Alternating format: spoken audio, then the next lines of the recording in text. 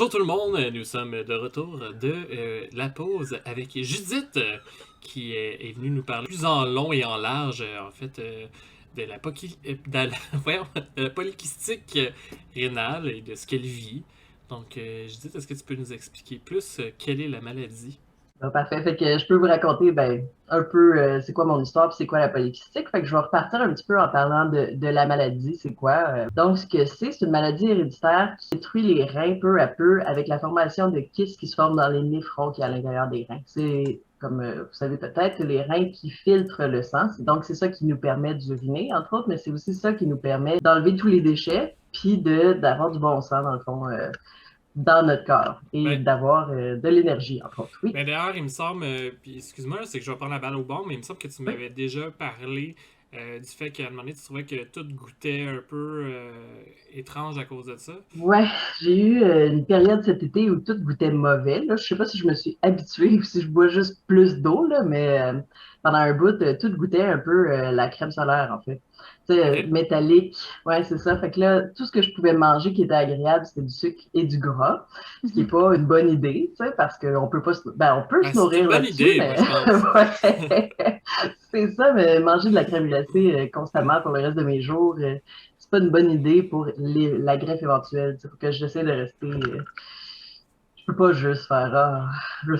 Malheureusement, je Ah. peux pas juste manger de la crème glacée, même si j'aurais une bonne raison. Donc, c'est ça, fait que ça détruit les reins à la longue, ce qui fait qu'on peut développer de l'insuffisance rénale chronique, terminale, en fait, dans mon cas. Donc, il y a différents stades, puis moi, je suis rendue au dernier stade. Donc, je suis probablement là, autour de 10% de fonction rénale en ce moment. Je perds 7% par année, fait que ça descend vite. Je vais bientôt commencer la dialyse. Probablement que la prochaine fois que je vais voir mon néphrologue, on va m'installer un accès dans le ventre là, pour que je puisse faire de la dialyse à la maison.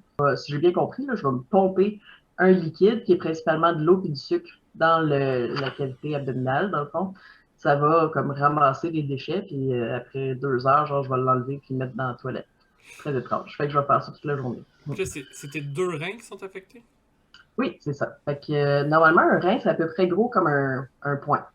Les miens mesurent à peu près, attends, peux-tu voir? À peu près ça, puis ça, chacun. Fait que, en vérité, je suis vraiment slim. Ça, c'est toujours valorisant. Il y a des gens, tu sais, je montrais ça à Dave hier, là, je disais, tu peux faire une recherche là-dessus, mais si on tape, mettons, rein polykystique belly, alors, ça serait ventre en français, on peut voir, là, il y a des gens qui ont vraiment des plus gros reins que moi. Là. Il y en a qui peuvent en avoir quasiment de la grosseur d'un torse. Là. Puis d'en avoir deux, fait que ça leur fait un peu des ventres ballons, là, finalement. Oui, mais ça ressemble vraiment à une énorme bédaine de bière. Tu sais que Ouais, c'est comme, c'est pas que la personne a pris de l'expansion, c'est vraiment une bédaine ronde qui a ouais. l'air d'être gonflée par l'alcool, là, généralement. Là. Ou un Euh, bébé. ben, moi, je trouve que je trouvais que ça ressemblait vraiment plus à une bédaine de bière qu'une bédaine de femme enceinte. Non, c'est assez impressionnant. Je suis bien chanceuse, ça, mes reins sont pas si gros que ça, donc ça, c'est plaisant. Il y a aussi des gens qui ont ma maladie qui ont des enjeux avec certains aliments. Tu sais, moi, je peux pas manger de sel, évidemment, parce que la maladie rénale amène des problèmes cardiaques aussi. Donc, je fais de la haute pression qui est traitée, mais je peux pas trop manger de sel. Donc, il y a des gens aussi qui peuvent pas manger de potassium, qui ont des enjeux avec le magnésium. Donc là, ils se mettent non seulement à trouver que les affaires goûtent pas bon, mais à pas pouvoir manger de patates, pas pouvoir manger de Euh, plein d'affaires. Tu sais. Fait que ça, au moins, j'ai pas ça. Dans le fond, pour soigner ça, qu'est-ce que ça prend exactement? Il n'y a pas vraiment, comme je disais en entrée de jeu, là, il n'y a pas vraiment rien qui peut le soigner. Donc, il existe le Tovaltan, qui est une médication qu'on peut prendre quand c'est décelé assez tôt pour réduire, dans le fond, la diminution de fonction rénale à chaque année. Moi, dans mon cas, mon histoire, là, c'est que j'avais un médecin de famille qui me suivait depuis super longtemps, mais qui ne regardait pas mes résultats sanguins comme du monde. Il regardait comme ceux d'une personne âgée avec des problèmes rénaux parce qu'il n'y en a pas beaucoup des gens de mon âge qui ont des problèmes rénaux. Fait qu'ils lisaient mal. Fait que quand je suis arrivée à Trois-Rivières, j'ai eu un nouveau médecin, ils m'ont appelé en panique pour dire Madame, vous êtes à 30% de fonction rénale. Je suis comme non, on m'a dit 70 il y a comme un an, là, fait que je pense pas. Fait que mais bon, c'est ça. Fait qu'il y a le temps que j'aurais pu prendre, mais que là, il était un peu trop tard, là. Mais dans le fond, tout ce que ça aurait fait, c'est ralentir la progression, ça l'aurait pas complètement Ouais. enlevé. Puis ce qui est absurde dans mon cas, c'est que vu que je veux des enfants, puis que j'ai 35 ans, 33 ou 34 à l'époque quand je l'ai appris, là, c'est que moi, je suis mieux de laisser dropper ma fonction rénale pour attendre d'avoir une greffe pour pouvoir après tomber enceinte. Ce qui est fou, là, il a fallu faire ce choix-là, genre on essaie dessus que j'aille mieux. Mais j'avais déjà des symptômes rendus là, tu sais, j'avais déjà mal au cœur, on avait investigué à cause de ça, là, j'avais tout le temps mal au cœur. Fait qu'on a décidé de me laisser dépérir tranquillement. C'est weird. Oui, c'est étrange, un peu dit comme ça. Ouais. Donc, c'est ça, il y a la greffe qu'on peut faire éventuellement parce qu'il y a la dialyse qui peut gérer le sang, mais tout ce que ça fait, c'est que ça ramène à peu près à une fonction de 10%. Fait que même si, quand je vais commencer la dialyse, c'est juste que ça va me garder stable. Mais tu sais, je ne devrais pas voir une diminution tant que ça de mes symptômes. Puis ensuite, il y a la greffe qui est comme le traitement qu'on peut avoir parce que quand on a un nouveau rein, on ne développe pas de nouveaux kystes, heureusement. Fait que le nouveau rein peut nous donner une fonction rénale normale. Puis on peut très bien fonctionner avec un seul rein. Fait que c'est ça mon espoir. Mais là, Ouais. présentement, tu es prise de ce que j'ai compris, tu es prise dans une aventure où est-ce que tu n'as pas de rein, en fait? Non, j'ai deux gros reins, mais ils ne Non, mais servent pas à je veux grand-chose. dire par rapport aux dons, tu sais, il n'y a pas. Exact. Tu m'as Non, c'est parlé ça. un petit peu que tu as de la difficulté à trouver un donneur.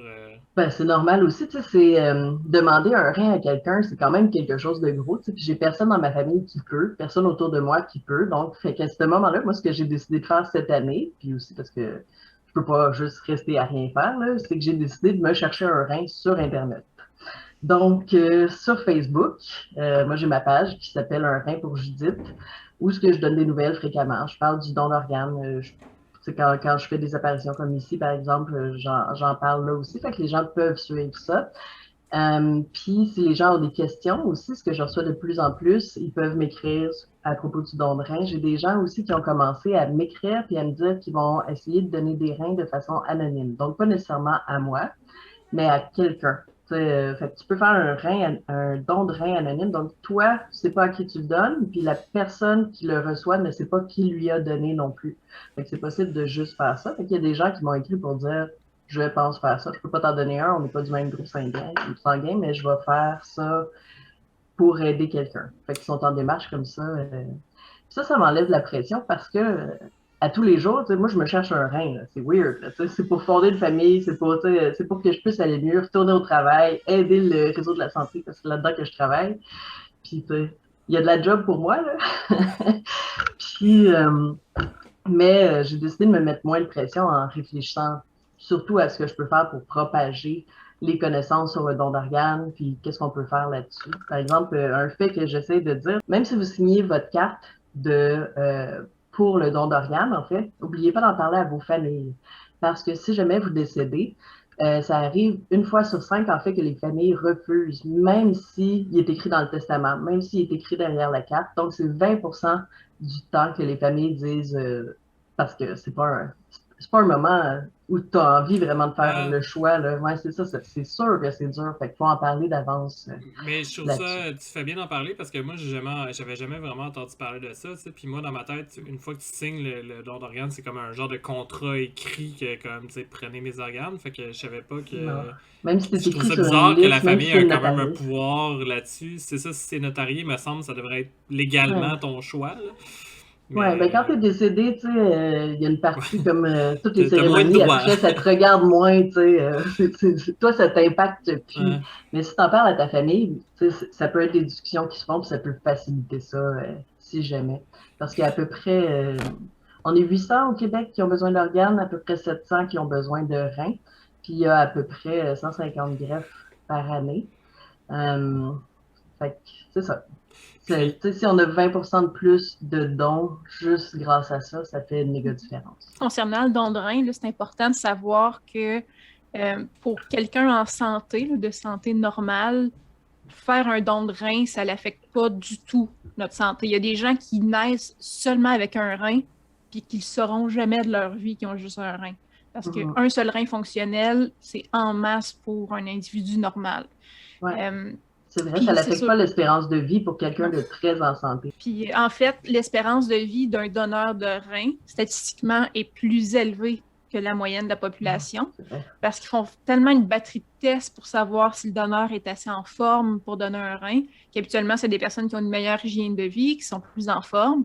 Fait que souvent, même les personnes qui donnent leur rein vivent plus longtemps que les personnes de la moyenne de la population. Donc, ça n'a vraiment pas d'impact sur la santé de la personne. C'est sûr que le risque de chirurgie, là, mais sinon, c'est pas comme dire, OK, je vais donner 50 ans de ma vie. Là. Fait que ça, c'est important. Puis c'est aussi possible de faire des chaînes de dons. Donc, par exemple, Judith disait que je ne suis pas compatible avec toi, mais je vais peut-être faire un don anonyme. Mais c'est aussi possible de dire, moi, je veux faire un don de rein pour une chaîne de Croisé. dons. Donc, je donne En à échange, quelqu'un il y a qui quelqu'un donne à qui va... quelqu'un d'autre, puis il peut y avoir jusqu'à 8 personnes qui font une chaîne de dons, puis pour que Judith en aille un, mais qui n'est pas quelqu'un qu'elle connaît. Mais justement, ma question va s'aligner un peu dans cette lignée-là. Là. Tantôt, on parlait de compatibilité. Dans le fond, la seule chose qui est compatible ou non, c'est le sang? Ou il y a autre chose à prendre en compte pour la compatibilité? Il y a autre chose, mais mettons qu'on parle de la démarche, là, ça commence comment? Donc, quelqu'un appelle, par exemple, à Maisonneuve-Rosemont dans mon cas, parce que moi, c'est là qui est mon centre de greffe. Il parle à l'infirmière là-bas, puis il dit, moi, je suis intéressé. Donc, il vérifie la santé en général. S'il y a des problèmes avec la haute pression, ça, c'est presque tout le temps tassé de côté. Après ça, il y a comme une formation pour que vous appreniez assez d'affaires, pour que vous puissiez faire un choix éclairé, équilibré, d'avancer ou non. Puis après ça, il y a des tests pour vérifier si les gens sont compatibles. Donc, ils vérifient le sang. Moi, je suis au positif, donc moi, je peux donner beaucoup, mais je ne peux pas beaucoup recevoir, malheureusement. Mais comme Kim le dit, il y a des dons croisés qui sont organisés. Là. Il y a tout un système là-dessus. On n'a pas besoin de chercher les autres personnes. Là. Il y a un registre pour ça également. Fait que la Maisonneuve-Rosemont peuvent aider là-dessus. Puis après ça, la personne, le donneur qui souhaite donner, qui peut se retirer à n'importe quel moment, passe une batterie de tests. Donc, il faut s'assurer que la personne soit assez en santé au niveau physique, mais également au niveau mental. Donc, que ce soit un choix qui n'est pas... personne ne l'a obligé. Je ne suis pas chez moi en train de retenir sa nièce, mettons. Puis, je trouve ça intense, mais c'est ça que j'ai dit. Ensuite, donc c'est ça, puis que la personne donc, est assez en forme, que ça n'aura pas un impact dans sa vie, puis que ça peut juste avoir un impact positif. Dans tout ce processus-là, moi, j'ai mon équipe de greffe, l'autre personne a son équipe de greffe. Comme ça, il n'y a pas de billet. L'équipe du donneur s'assure que la personne est en santé, puis que ça va être bon pour elle, indépendamment de mon équipe, qui voudrait peut-être être sûr que ça se passe plus vite. Fait que c'est très bien fait, c'est très bien organisé. L'autre chose qui est nécessaire pour la compatibilité, c'est le niveau d'antigène.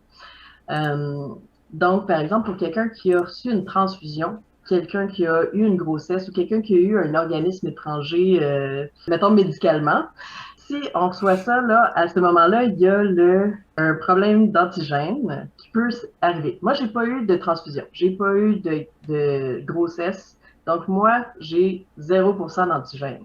En fait, j'en ai pas. Fait que là, c'est plus facile pour moi de trouver quelqu'un d'autre. Parce que si j'en avais, mon corps aurait déjà combattu contre ça. Tu dis que c'est plus facile, mais en même temps, avec ton groupe sanguin, une chance, non. Là.